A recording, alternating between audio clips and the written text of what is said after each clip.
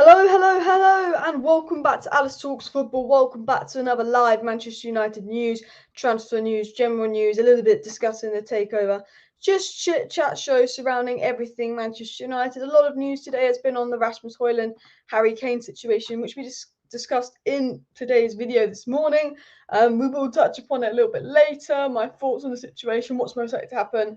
And I still sit and say it's more likely to be Hojlund and Harry Kane. I think United are so advanced in the Hojlund situation, and we've been told by all these reliable sources, United putting in a bid for Hojlund, United putting a bid for Hojlund. People saying, why haven't United put a bid for Hojlund? What United are doing with the Hojlund situation is they are doing the groundwork with Hojlund, getting the price down now, rather than bidding and then making a lower bid. They're making a lower bid. They're doing the groundwork now to get Atalanta to agree to a certain bid that we will then make. So essentially, the bid that Man United make for Hojlund is very likely going to be accepted unless they get a big offer from PSG, etc. But talking of PSG, Mbappe is on the move. I'm sure you've read all the news about Mbappe to Saudi Arabia, 300 million euros, and then they would give him a one-year contract, which would be 700 million euros. So basically, Saudi Arabia would essentially pay £1 billion just to have Mbappe at the club a year, which honestly, you couldn't, if you're Mbappe, like I wouldn't even blame him for going, just because 700 million euros and then they'll let it go to Real Madrid. That is, you're set for life. Just do one season in Saudi Arabia, and the weather's warm, so there is positives to living there. But at the same time, it's scary. You look at that and I think, well, that's, that much money. I think there needs to be some kind of regulations in football, because I think the money in the sport, it's scary. City have got so much money and they always cheat and get away with it. It is scary. But at the same time, if Man United's the team with the money, then I'd definitely be a bit of a hypocrite. But I do want to get into news. I do want to get into the transfer news and all that as well. I do want to get into the Mbappe news to begin with, because that is in the title, that is in the thumbnail. I got an interesting poll. I got an interesting poll that I want you guys to answer, and that is, what do you think's more likely? Okay, and that is, do you think we're more likely to keep Martial fit or sign Mbappe? Please do answer the poll down below. But we've actually got the very credible Simon Stone saying that United could look at a loan deal for Kylian Mbappe. And this is coming from a reliable source. This is coming from a very good source, saying United could explore a loan deal for Kylian Mbappe. So we're going to get that up on the screen here. Now, PSG are open to the idea of Kylian Mbappe leaving on loan this summer to see out the final year of his contract. So the very so reliable Simon Stone has said that PSG effectively are so desperate to get rid of Kylian Mbappe, they've dropped him from the tour, they just want Kylian Mbappe gone, that they'll be open to a loan move. And we know, and look, United won't buy Mbappe. United have the money to buy Mbappe. And who knows, Mbappe probably doesn't want to go to Man United. We all know Mbappe wants to go to Real Madrid. But what's essentially being said is United will explore a loan move for Kylian Mbappe. That is kind of what's being said. United interested, happy to explore some kind of loan deal for Kylian Mbappe. They'd be open to it. Would Mbappe be open to it? I'm not sure. Because he might as well go to Saudi Arabia for a year, because United aren't even going to give him a quarter of the wages that Saudi Arabia would. But then Mbappe, I think the reason Mbappe wants to leave PSG is because PSG have offered him better money than Real Madrid have. But I think the whole reason Mbappe wants to leave PSG is because he wants to prove himself in a real league. I think the whole reason Mbappe has been trying to force a move out of PSG and do this and do that is to prove himself in a real league. And to be honest, La Liga, it's kind of dying. I'm not just saying that because I'm a very biased Manchester United fan, a very biased Premier League fan. But the Messi Ronaldo era is over. La Liga is dying, but La Liga is still a good league, still a good league. It's better than the French league. The French league is like an Eredivisie level with PSG, let's be honest. And I think Mbappe would want to prove himself in a big league. And people will call me crazy, but I think Mbappe, maybe not this season, because I don't think United has advanced enough. But let's say we have a good season under Ten Hag and we win the Premier League, we win a Champions League, then I think he'd be open to it, the project. But I don't think we're good enough for Mbappe. I think if he goes to the Premier League, sadly, it would be City. But I think although Real Madrid's killing Mbappe's dream, if he had to wait a year, I think he would go to the Premier League, because that is where he's going to get the most respect. I think the whole reason Mbappe wants to leave PSG is about going to Real Madrid, but it's also about people don't take him seriously because he's in the French league, and he knows that. He knows he needs to get out of the French league. And I think, Man United, Man City, Premier League, I think, to be honest, like, as crazy as the offer from Saudi Arabia is, and I know PSG have accepted the offer, I don't think Mbappe will go. Romano said Mbappe's not interested in going. I think Mbappe will go Premier League or Real Madrid. I think if he can't go Real Madrid, he go Premier League, because he wants to prove himself and establish him as a top player. Now, reportedly, Man City aren't actually interested in Kylian Mbappe, but Man United and Spurs are, which is why I do take some of this news coming out with a slight pinch of salt, because how can Spurs want Mbappe, but Man United and Man City not want Mbappe. You sit there, you think, that's interesting. Spurs want to get Mbappe, but no, United won't. Sorry, Man City won't. But yeah, I mean, we'll get into actually more news on the Mbappe situation as well. Mbappe and Kane rumors, I'm done. I think Hojlund's our main target. Look, I'll be honest with you. I'm going to sit here with you guys and say, look, I don't think we're signing Mbappe. I don't think we're going to get Mbappe. I don't want you to sit here and think I'm telling you we've got a chance of getting Mbappe. The reason the poll is what's more likely, Man United signing Mbappe or Martial staying fit, is because that's how likely Mbappe is. The likelihood of Man United signing Mbappe is pretty much like Martial staying fit. It could be possible, but it's not possible deep down. Do you get what I mean? Could be possible, but it's not possible deep down as well. In fairness, the Saudi is probably as competitive as the French league. And the way it's going, yes. To be honest, I think the Portuguese league's better than the French league as well. And Ballon d'Or, Tony hat-trick against Madrid to kickstart his career again. Imagine if Qatar took over the club and bought the club, then I would consider Mbappe coming in. But till then, we're in dreamland. Exactly. And we'll speak about this with Harry Kane as well. If Qatar owned Man United, they would have easily signed Harry Kane this summer. But it's the Glazers. The Glazers aren't going to buy Mbappe. Potentially loan Mbappe, which is why we're talking about Mbappe, because as Simon Stoner said, and he is an absolutely incredible journalist, and they would be open to a loan deal. But I want to get into more regarding Mbappe. Obviously, the whole Mbappe situation is very much to do with Saudi Arabia, PSG, and Real Madrid at the moment. I just think United's name is being mentioned. But Fabrizio Romano did confirm no talks are taking place between Mbappe and Al Hilal at this stage. Just between Al Hilal and PSG. Hilal obviously want Mbappe, but Mbappe is not interested in talking to them. I don't think Mbappe is actually interested in going there. And, it was said that neither Mbappe or Harry Kane is a major target for United this summer. They don't have the funds to do it. But things could change. Simon Stone said if Mbappe was available on loan, which PSG are open to the idea of, then things could change. But Simon Stone, who's a fantastic journalist, says that as of now, the Glazers don't have the funds for Mbappe or Kane. Had Qatar come in, we have the funds for Kane. If Mbappe is available on loan, we've got the funds for it. But that's what's said. But what's interesting about Mbappe is, and I think, to be honest, with a lot of these Mbappe stories, and the reason I'm going to say again, take it with a pinch of salt, is one, because it's common sense to take a story like this with a pinch of salt.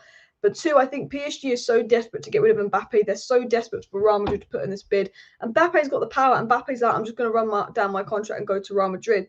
But they honestly think PSG are putting out stories that United are interested, Man City are interested, Chelsea are interested. They'll do a loan move to try and make Real Madrid think there's more competition. Real Madrid are very relaxed on the whole Kylian Mbappe situation. Real Madrid are very relaxed because Real Madrid know that Mbappe wants them and kind of only them.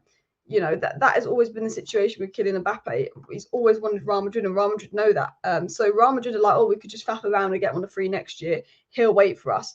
And I think PSG are worrying that that's going to happen, that Real Madrid are so comfortable that Mbappe's going to go there, that he'll just run down his contract for a year and then move there. So I think, to be honest, a lot of the news that United are in for Mbappe, I think, could actually be PSG spun to try and scare Real Madrid. Because if United do get Qatar, then we actually are a threat. But I still think he's just set on Real Madrid. But it was said since PSG put Mbappe up for sale, Chelsea, Manchester United, and Tottenham have expressed interest. Inter Milan and Barcelona have also said to contact the club with the prospect of a potential player swap being raised. And to be honest, if United were actually going to sign Mbappe, it would be player swap as well. But Duncan Castles, who is a pretty decent journalist, to be fair, I know he can be a bit hit and miss, but he does have good sources. He also said that PSG say they've received inquiries from Chelsea, United, Inter, and Barcelona for Kylian Mbappe. But I do think, he's saying he's getting this information from PSG. And I do think that PSG are using United's name to try and speed a deal along. Ben Jacobs said United have had discussions with PSG surrounding a player swap as well. But I do generally think with the Mbappe situation, they are trying to use our name as well to just speed it along, get Mbappe out, use United's name as well. Will Qatar sell their gem to Saudi, though? Well, they've already accepted the bid, so that's what's happening. And Hojlund and Amrabat, the only real targets we should focus on, to be honest. It's a waste of emotional energy focusing on Mbappe, Kane. Any extra sales could create a few extra handy signings. And look, I somewhat agree with that. I actually want to get into the news on Amrabat then, because Mbappe is just talking speculation. The Amrabat news is official news. The Amrabat news is good news. So we're going to get into the Amrabat news and what has been said on Amrabat. Now, the source is a bit iffy, I'm going to be honest with you, but we know there's a genuine interest in Amrabat. We know Fabrizio Romano, we know many reliable journalists who said that, yes, United have a genuine interest in Amrabat. Yes, United will look to pursue a deal for Amrabat. La-di-la, la-di-la, la-di-la. So we know that Man United's interest in Amrabat is official. And it was said, breaking, Manchester United are only 3 to 5 million euros away from a securing agreement with Florentina to sign Amrabat, United are now seriously pursuing the player. They're basically saying, and we know this from Alfredo Padella, we know this from reliable sources, United are having talks with Hojlund and Amrabat. United are mostly focusing on Hojlund, and Romana said Hojlund has to be done first. Man United have to sign a striker before they sign anyone else. That is the focus. But it has been said by reliable sources, United, while they're in talks for Hojlund, they're also in talks for Amrabat. They're also working on a deal for Amrabat at the same time as Rasmus Hojlund, and that's been said by many sources.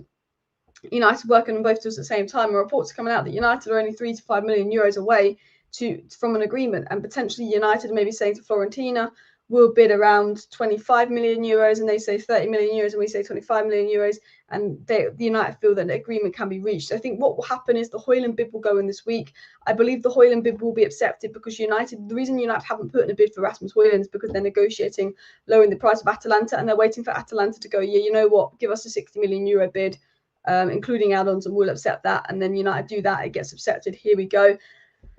And then they will focus all their energy on Amrabat, who reportedly, again, they're only a couple million euros away for an agreement for Amrabat. They've already had chats. Amrabat has chosen United. Amrabat has personal terms agreed with United, according to reports. And that the feeling is that United are only a couple million euros away in the valuation for Amrabat. And as soon as the Hojlund agreement's done, there is a feeling that Manchester United could go out there and potentially get an agreement done for Amrabat, which would be particularly interesting. I actually got a few other stories on the Amrabat situation. Mick also spoke about the Amrabat situation, and obviously personal terms been agreed. I'll get Mick's thing up here, which I saw earlier. Mick said to this story, personal terms and agent fee agreed. Now that is negotiation between the clubs. Florentina want 30 to 40 million, 1 year left on Amrabat's contract. United negotiating to bring it down before sending the verbal agreement bid. Normal. And that's exactly what we're hearing. United know they can get a deal for about 30 million euros. 25 originally was 25 30 million euros. They see United go in, so they want 35 to 40 million euros, and United are just trying to negotiate that down to under 30 million euros as it originally was, because he's got 1 year left on his contract. And then when United negotiate that down and there's an agreement on the bid, United would actually put in the bid that they want. And with Amrabat reportedly agreeing personal terms with United, Amrabat to Manchester United should hopefully move quite quickly as well. Romano's confirmed there is no talks going on between Mbappe and Saudi Arabia, just PSG and Saudi Arabia, and I think Mbappe will go to Real Madrid.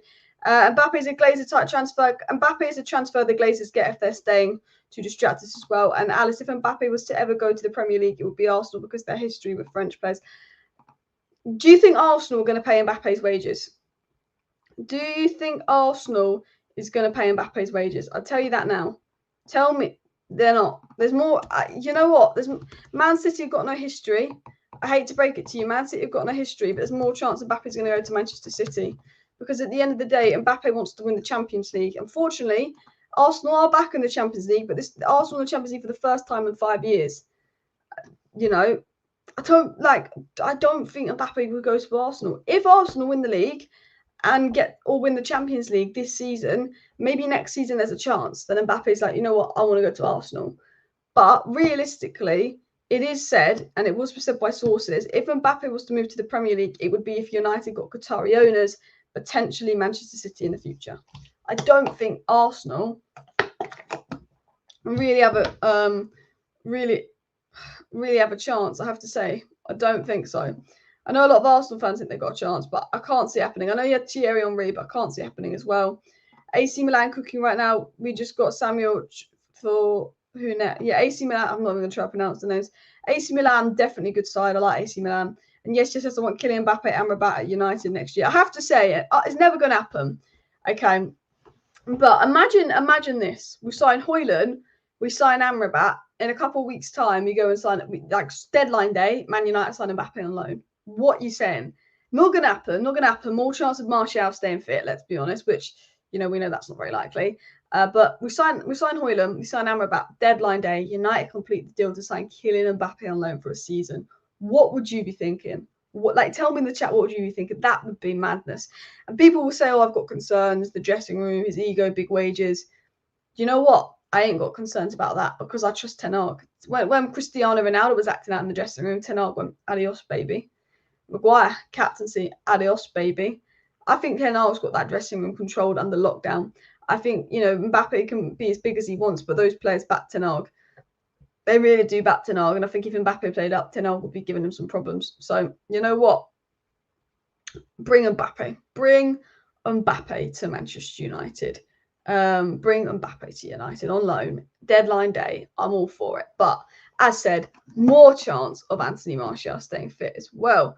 Guys, keep smashing the like button. And of course, subscribe down below if you're new. The Hojlund bid is reportedly going in as well. Amrabat agreement. Amrabat. One set.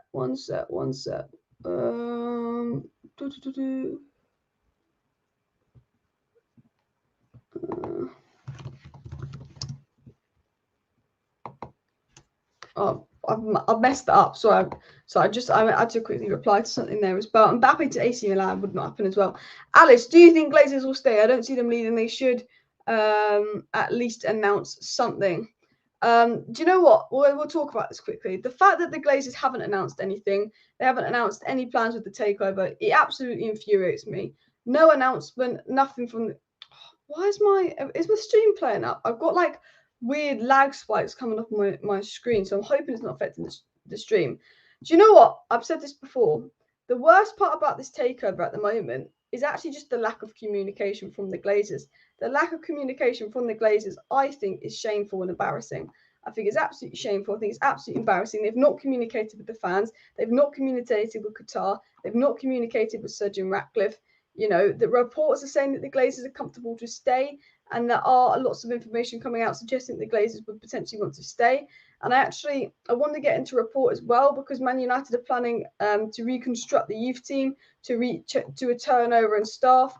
Why would the Glazers be doing a potential turnover in staff if they're leaving? There are hints and indications that, you know what, the Glazers could be set to stay at United. They are delaying the takeover. They're not giving any clarity to those that want United.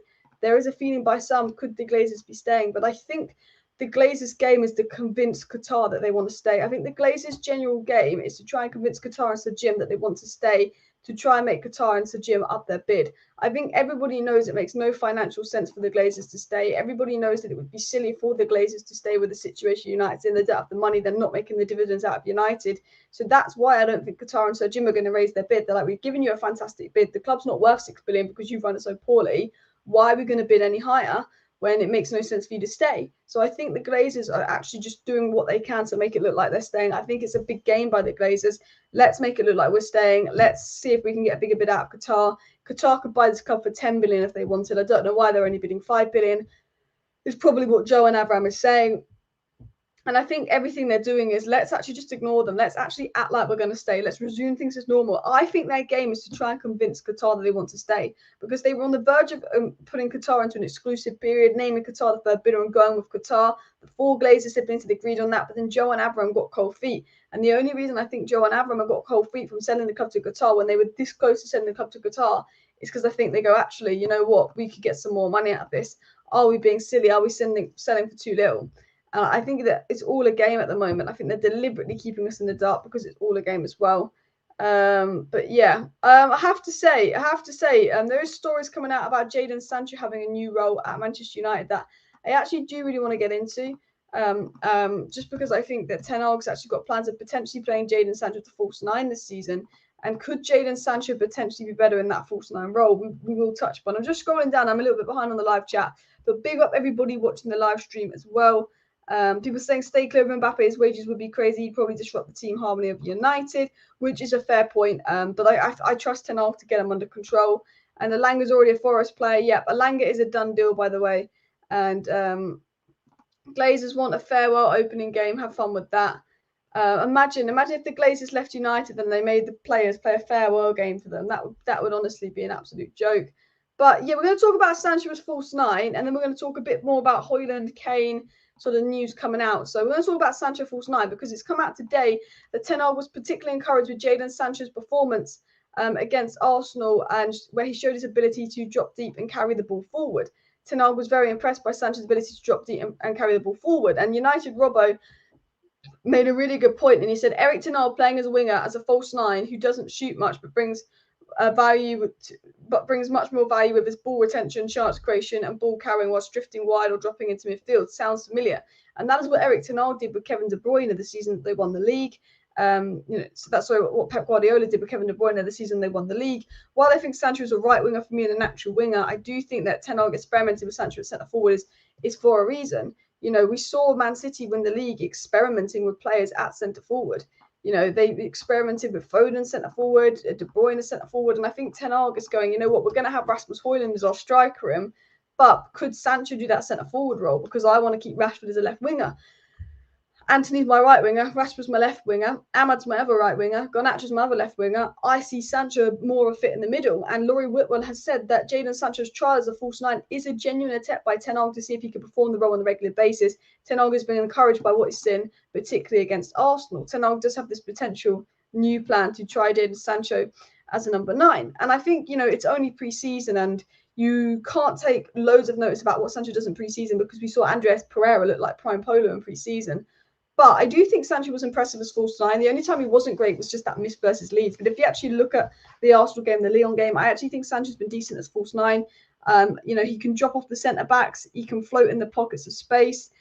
He can go back, collect the ball off the 6. I think he's very good at receiving the ball. I don't think he quite gets into those runners, and I do think we need a focal point, and that's why I keep saying we need to sign a striker. We need Hojlund for the start of the season because we don't have a focal point and we don't score enough goals. But the thing about Sancho is when he's a false 9, he's always got runners, whether it's wide 8s, wide forwards, he always has runners. And if Sancho can make those runs in behind, he, as well as being a false 9 that can link up play, he could be a great false 9 because he links up the play. He just doesn't make those runs in behind, bar that Arsenal running behind. And I have to say, I thought Sancho looked good versus Arsenal, particularly in those central areas. And what he does, and I think why Ten Hag was enjoying Sancho at false 9 is he can create space for play for people like Rashford. He can link up play well. He looked good in the central areas, actually. I think because he doesn't have that blistering pace, although he did look like he had that blistering pace versus Arsenal when he scored the goal. He does look well in the central areas. He can just control the ball well. He doesn't give the ball away that much, light touches. And, he does have good pace, it seems, as well. But I think, signing a centre forward has to be what we do. I think we need Rasmus Hojlund centre forward because Sancho doesn't provide that focal point. But I did think Sancho actually looked pretty decent as false 9, I think other than the goal we should have scored versus Leeds, I actually think Sancho, in terms of the context, not playing that position, is actually been fantastic as a false 9. And Eric publicly said he believes Sancho can play at a high level on the right wing, left wing, or in midfield, and even thinks he could tick the false 9 box. So I think we could see Ten Hag playing around with Sancho a bit next season. Of course, the lack of focal point was there. Sancho doesn't get the goals, and I think certain games you will not want Sancho as a false 9. I think you desperately need Rasmus Hojlund or Harry Kane without a doubt. But, I think we might see a bit more Sancho in that false 9 role throughout the season. If, we don't have Hojlund available, see what he does. And I think, this is a big season for Sancho. It's Sancho's make or break season. And I think it will be a good season for Sancho. I have quite high expectations for Sancho this season. I just have a positive feeling about Jadon Sancho. I know a lot of people are saying he's finished, he's done. But, do you know what? You just can't judge a player until the season starts. I saw people, and I've been saying this on social media, I saw the amount of people I saw online calling Sancho fat, like, oh, look how fat Sancho is, oh, fatty, calling Sancho fat, like giving Sancho abuse online. And then actually, when you think about it, he's looked pretty sharp in pre-season, bar a miss versus Leeds. And I think, look how gone and dead Rashford was last season. Last year, people wanted Rashford gone. People wanted Rashford gone. People were like, get Rashford out. He's rubbish. Rashford come back and have a brilliant season. It said that the Moises Caicedo Chelsea situation has reached an impasse. What does impasse mean? Am I stupid? I'm going to Google what that means. But there's breaking news coming out saying no progress. It's saying that they've reached a deadlock. So basically they're saying things are going wrong in Chelsea's pursuit of Moises Caicedo, which is interesting there as well. I have to say, you know what? I'm maybe glad we didn't go in for Moises Caicedo now, because I tell you what, that is a saga. If Chelsea can't get a deal done for Moises Caicedo, I feel like we were never going to get a deal done by the Moises Caicedo. The United Muppeteers have spoken about the Kane situation, and they said the Spurs side say the beef about Kane isn't likely as Joe Lewis doesn't get involved. United aren't pushing for Kane, and it wasn't them. As far as I can tell, it likely came from Kane's camp to improve his options. A lot of people think the Kane news is actually Kane's camp putting out this news to see if United will put in a bid or Bayern will hurry up and put in a bid, because Kane desperately wants to leave as well. Please do smash the like button, guys, and of course subscribe down below if you're new. I can see Sancho and Rashford rotating positions during the game on and off. Potentially, I think that we will see Rashford play the striker role a bit this season. I think we'll see Sancho play the false 9 role. But it's so important we get that striker and we get Rasmus Hojlund in. We need to have an out-and-out number 9. Yes, Martial can play number 9. Yes, Sancho could play false 9. Yes, Rashford could play number 9, but they're not number 9s. Or Martial is, but he's always injured. It's so important that United do go out there and sign a number 9. And someone like Rasmus Hojlund would be perfect. I actually saw a really good tweet. What's going on here? I actually saw a really good tweet I want to get into before I get into more of the Hojlund news and other transfer news as well. I saw a really good tweet by Frankie Saunders here talking about United and potentially what to expect next season. So definitely go check it out and give the tweet a like. But he said Manchester United infinitely improved this summer. Erik Ten Hag has raised our technical floor to the ceiling. And people have got to realise, that we're signing technical players. United technically aren't a good technical squad. But United have gone out there and they're starting to sign technical players. He said, Andre and I are technically exceptional, solves our first phase issues, comfortable in all game states, rest, defence, transitions, possession, solves our limitations, the key to success at Manchester United. He's absolutely spot on. Everything we needed in a goalkeeper, he does. Not just technically good, but he's going to improve us in the first phase, transitions, possession, solves limitations. Mason Mount will be excellent out of possession, useful positional versatility, leads the counter press, first receiver in deeper areas to progress the ball into higher phases, and he's got a leader, and he's right. And what Mason Mount's going to bring that's so important is what he does out of possession, the ground he covers. He's going to be used for tactical switches, technical switches, very intelligent player. Rasmus Hojlund, ultimate disputer, constantly runs the channels and provides a target in the box, works hard out of possession, ball striking on both feet, uses height 6'3" effectively, inevitable target man. He's a target man. Ten Hag likes a target man. We saw that with Sebastian Haller at Ajax.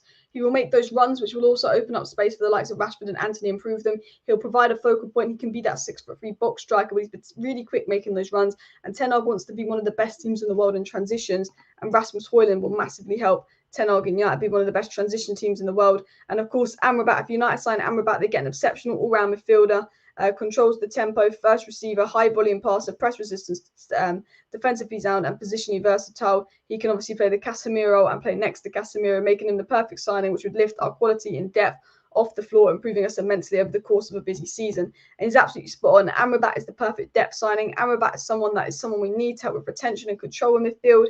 He will be better in the bigger games where I think Mount and Bruno don't have the defensive ability to help out Casemiro in the bigger games. He's someone that is a high volume passer. He's great on the ball, and he obviously will help out Casemiro much defensively. And then he said, I believe our replacements next season come in form of Varane and Casemiro, as we may need another transfer window to close the gap, but the signs are positive. I think next season for me would be about right back and centre back if we got these 4 signings, maybe another attacker in, and potentially like long-term Casemiro replacement. But I thought this was a really good thread talking about the way United are moving, and I think it's looking really positive for Manchester United, and I think all the signings will be great signings. I'll retweet that thread, so go give it like a like or something at some point. Not thread, it's just a long message, but I thought it was very good. I'm just going to scroll down to the bottom of the chat because I am a little bit behind on live chat as well. But if we had only brought one of Onana or Mount, then I think Kane would be on. But I think spending that extra 50 million, I think Hojlund is affordable. We need to be realistic but still positive. Yeah, exactly. I think the situation is if we had Qatar, I think we could get Kane, Onana, Mount and Amrabat. But I think because of the situation and money we've got, the Glazers in charge, yeah, 100%. I don't think other options are available. I think it very much is, Amrabat and Hojlund next. And that depends on sales. With Elanga being sold, I think, and Tellez being sold, Bailly set to be sold and Dean Henderson set to be sold. Potentially Donny and Fred also looking at moves. I think that the deal will be done very, very soon for Hojlund. I think a deal will be done very, very soon for Amrabat. I think that United are looking to get those sales out quick and they will have the funds to do a Hojlund and Amrabat move. But I think after Hojlund and Amrabat, I'd be very shocked if United signed anyone else. Potentially someone like a centre-back. If Maguire leaves, as Romana said, United do actually want to bring in 3 more players, Hojlund and a DM and a centre-back.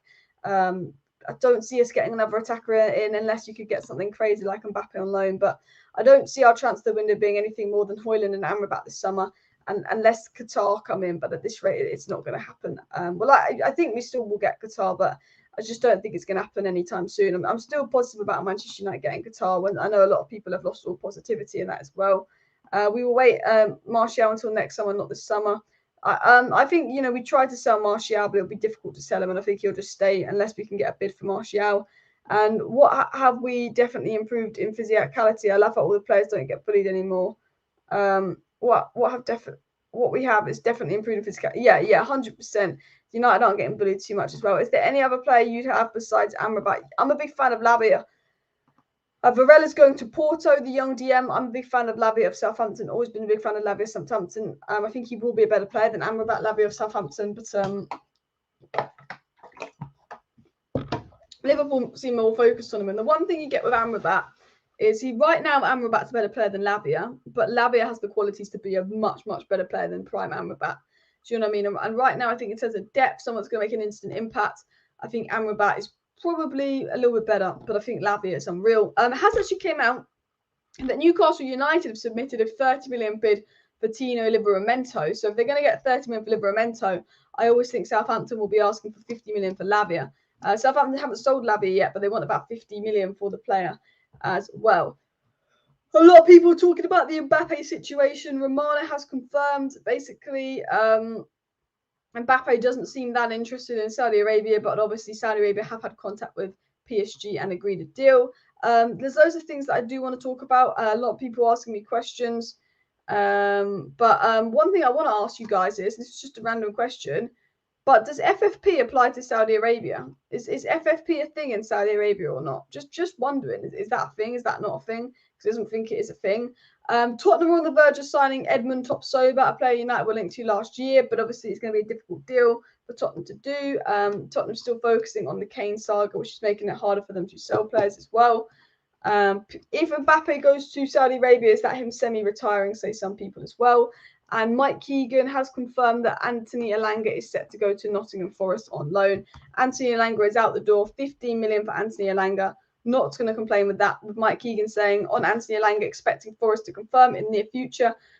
Totally had the option to go to Everton, but fought more at home with Steve Cooper's playing style. So even though I think Everton are a slightly bigger side than Forest, and Forest are more likely to go down, Anthony Elanga has actually rejected the likes of Everton to go to Nottingham Forest, which is interesting. He's not interested in Sean Dyche football. But I actually think Anthony Elanga, believe it or not, would have suited Sean Dyche football as well. Saudi Arabia will create a new UEFA as FIFA, lol, probably as well. United can afford Kane with sales of deadwood players. Kane guarantees 30 goals a season. Realistically, United would achieve more with Kane in our team than 2 to 3 seasons with Rasmus Hojlund. And I absolutely agree with you. It is 100% possible for United to sign Harry Kane, but you've just got to remember the people at the top pulling the strings are the Glazers. Now that we signed Onana, now that we signed Mount, and we might even sign Amrabat, I don't think they're going to let us get Kane. I also think, and this is just my opinion, but so much groundwork has been done with Rasmus Hojlund to United. United have done so much groundwork. They've been in negotiations with Atalanta for a while, and people are saying, you know, we're getting Romano, we're getting all these reliable sources saying the bid's going in, Why isn't the bid going in? The reason the bid isn't going in is because United are going to make sure their first bid for Hojlund is the bid that's accepted, and they're just negotiating behind the scenes how they can lower the price, how they can get a lower price for Hojlund, how they can get a lower valuation for Hojlund, all of these kind of things. But a lot of people, I've completely forgot what I was saying now. You know, a lot of people talking about Kane, and Kane is possible, but United have done so much groundwork on Rasmus Hojlund. Rasmus Hojlund, for me, will happen. And if we had Qatar, we could get Kane on top of Rasmus Hojlund. I think because we don't have Qatar, because the Glazers won't pull the strings, even if we made a lot of money through sales like Martial going to Saudi Arabia, we could sign Kane, but I don't think the Glazers are going to release the funds to sign Kane, because they'll be like, look, you've got Hojlund, look, you've got Onana, look, you've got a Mount. I think signings like Kane and Mbappe, the Glazers just gone, you're going to get these 350 million signings and that is it. We are not releasing the funds for the signing like that. And that's why I don't think we'll get Kane. And I think if Kane doesn't go to Bayern Munich, I think we could get him in January for pretty cheap, maybe something like 50 million, because he's got 6 months left on his contract. But it said that, you know, Tottenham kind of desperate to sell the player as well. Notifications just gone off. Nothing from Romano. I sometimes get notifications come off, so I just check we haven't got anything on a takeover or transfer news coming out as well. Amrabat is needed really badly, says Michael Jones. Amrabat will be a great addition for United, great depth as well. I say if we can afford Kane, go all out and get him. We can afford Kane, and we could. And Ten Hag probably is trying to push the board to go all out and sign Harry Kane. It's definitely possible. United can definitely do that deal, but it is the Glazers. The Glazers don't want to do that deal. They signed Onana now. Now you signed Onana, you're not getting Kane. You know, you can't get Kane. That is the board. You know, potentially if we sell players, make loads of money throughout. Potentially we can do a deal for Harry Kane, but the board and the Glazers have kind of just have no interest in signing Harry Kane and spending that kind of money this summer as well. So United are generally focusing on Hojlund as well. Alice, if we signed Mbappe or Kane and then Hojlund plus Amrabat, who else would you sign if we had the money? Probably just another centre-back and replace Maguire with. Unfortunately, Kim and Jae's gone. It would have been Kim and Jae as well. And the Glazers have some spare change for Kane left over guaranteed. I think there is the money is there, and I think Ten Hag wants him, and I think Ten Hag will push for it. But I don't think the Glazers have any interest in the club or releasing that money. Why would they? That they're greedy, aren't they? And Erik Ten Hag will probably get a surprise signing that nobody knows of for 15 million. I do think it's going to be Hojlund and Amrabat, and then I do think there'll be some sales, and I do think there'll be some surprise late signing. Could be a little hidden gem centre back, could be a hidden gem midfielder, could be another attacker like Taremi. But I actually do think there's another signing in United come August, and I'm quite excited for that as well. And we hope and expect signings like Hojlund and Amrabat. I'd love a sneaky second cheap striker towards the end of the window, though. Whether it's Taremi or Dembele, having two guys at top would be huge. And I agree as well. And assuming that we pay 50% of all our transfers up front and some applies for players sold, we could sign Onana, Mount, and Hojlund, Amrabat, and Kane for 100 million worth of sales. Yeah, you could look at it that way, but unfortunately, United won't look at it that way as well. And as Gaz said, please do smash the like button. And in the end, it's all about the shitty Glazers. Erik Ten Hag could challenge City easily if he was back properly. Exactly. I think Erik Ten Hag is the manager. I think Erik Ten Hag is a fantastic manager. And I think if Manchester United seriously gave Erik Ten Hag the backing, I think that Erik Ten Hag has the ability to definitely challenge Pep and go right up there against and toe-to-toe with Pep Guardiola. But, you know, the board, the Glazers are never going to give Ten Hag that kind of backing, unfortunately. But that would be very, very nice as well. Was Kane as good as Hojlund in his 20s? Yeah, obviously not quite this young. Kane had loan spells, but hey, Kane's been, you know, Kane might break the goal record. He's been a fantastic Premier League player for a while. I think that tells you nearly everything you need to know on Harry Kane. I've got a few things else I want to talk about as well. Andre Onana speaks about ambition, how he wants to become the best goalkeeper in the world. Martial's back in training after injury, and United are reconstructing the youth team, which a lot of people think why United are reconstructing the youth scouting, the youth employees, is Glazers planning on staying. Why are they planning all these reconstructions? Palestri is very happy at United, but he is looking for a loan move. Romano has confirmed Anthony Elanga completed his medical test and will sign a contract with Nottingham Forest today. And here we go, is expected tonight for Anthony Elanga. It was also said that Fred is in club with several teams as well as Donny van der Beek, and that West Ham are pushing to sign Maguire. Loan or permanent deal is not being ruled out. So West Ham still pushing to sign Maguire, and Fred and Donny van der Beek are in talks with many clubs as well. So I think although Elanga's been sold, I think that this week could be a lot about outs. I think keep an eye on Donny, keep an eye on Fred, keep an eye on Maguire. Elanga's obviously gone. Keep an eye on Baye. I think he will go. I think there's a lot of outs coming. Hopefully someone like Brandon Williams, we can also get out the door. Because I like Brandon Williams as a character and stuff, but he needs to go as well. He's not a 10-0 player. He's not going to make it at the top as well. Martial back in training. Get your stopwatches out. How long can he train before getting injured? 10 minutes as well. Offer Sancho and 20 million for Kane and Bob's your uncle. I don't think Tottenham would accept that. I really don't, and I don't think that's that good of a deal for United. You know, Sancho and 20 million. Sancho has the potential to be a Ballon d'Or winner. Sancho, if you. But then I'm also like, I would sell Sancho for about 50 million. I would, not 50, 60. I'd sell Sancho for 60 million, but I don't know. I just think I really rate Sancho. I think he's got a big season ahead, and I think I'm going to judge Sancho in a year's time. If this coming season Sancho's crap, we've got to sell him. But I still think there's a player in Sancho. I still think there's a player in Donny van Beek, and maybe that's a bit toxic on me, but I do. Henderson is off to Forest as well, and Brandon Williams could be going to Sheffield United as well. And Martial gets injured by putting his gloves on, says Gaz. Exactly. I tell you what, all Martial has to do is put his gloves on. He's broken his finger. Martial walks off the team bus to a match. Oh my God, he's broken his leg. Oh my God, he's injured his leg. Anthony Martial is Mr. Injured FC. Anthony Martial can't go more than 5 minutes without getting injured. It is so frustrating that I actually think we've got more chance of signing Kylian Mbappe than Martial staying fit. I want to talk about the Harry Kane situation, the news coming in. Obviously, you guys know I'm a big fan of both Kane and Hojlund. Both would be fantastic signings, but it was actually said that as things stand, Man United seem unlikely to challenge Bayern Munich for Harry Kane, even though he would ideally be the striker Ten Hag would want to sign. Even though Harry Kane is the number one striker target for Ten Hag, he always has been the number one striker target for Ten Hag. It's basically coming out saying it's unlikely. It's unlikely that United are going to challenge Bayern Munich for Harry Kane. And the reason it's unlikely, I feel a bit sleepy now. I forgot what I was saying. The reason it's unlikely is because of the Glazers. They're not going to release those kinds of funds because we signed Onana. Had we not signed Onana, it could be Kane and Mount. But they're focused on Hojlund. The groundwork's been done on Hojlund. I'd be very shocked unless we get a lot of money through sales. And I actually think some of this news coming out about United pursuing Kane and United's interest in Kane could be Tottenham using United as a negotiation tactic to get a bigger bid out of Bayern Munich. Bayern Munich have put 2 bids in for Kane. I think Tottenham want to make sure they can get 100 million for Bayern Munich. They're going to use United's name. They're going to say, we'll be open to selling United this, we're open to selling United that. So I actually do generally think that, Man United's name could potentially be used to get a better deal out of Bayern Munich. I'd love Kane. Obviously, Ten Hag would love Kane. I think Ten Hag wants Kane, but it's very mixed regarding the journalists. Some journalists say United are monitoring the Kane situation. They're going to wait for Tottenham to accept a buy and bid, and then they're going to match that bid and get a deal done for Kane over the line. Other sources are saying, no, United are only focusing on Rasmus Hojlund right now. They don't have the funds for Kane. And other sources suggesting that Tottenham are using United's name and leaking out information to try and get a better deal out of Bayern Munich. So there's lots of mixed information going on about the Harry Kane situation as well.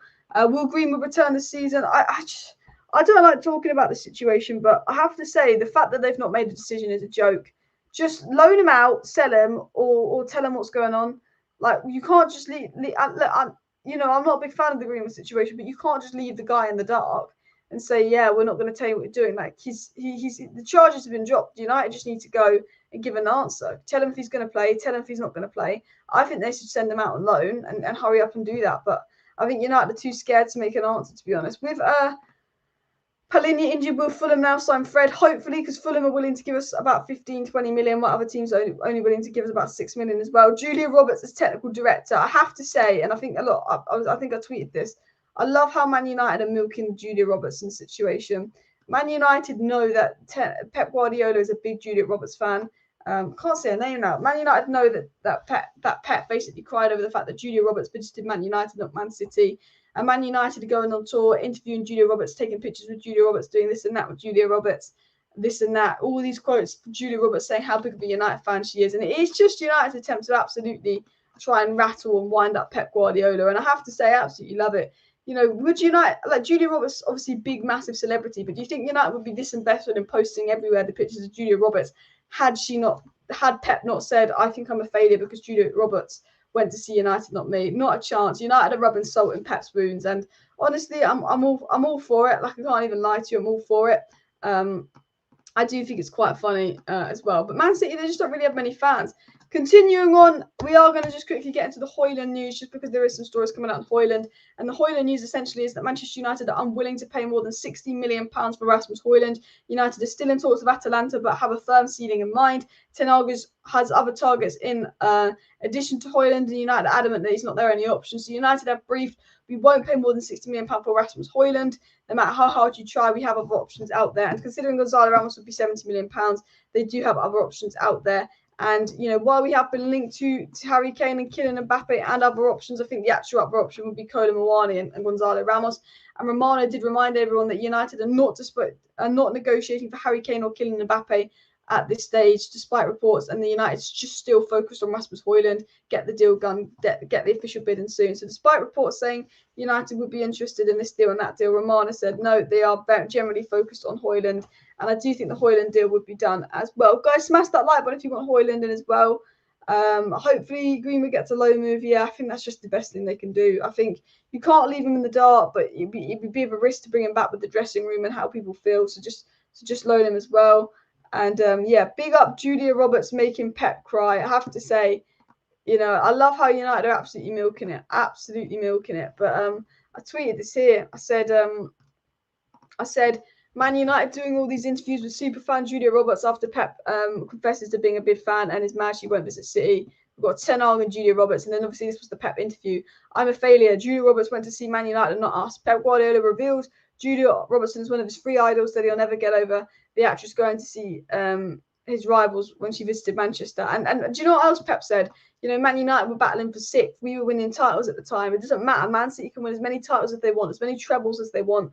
People will always like and care about Manchester United more than Manchester City, because we're a big club with history as well. Real Betis have actually re-signed Mark Bartra on a 1-year contract. Interesting news coming in.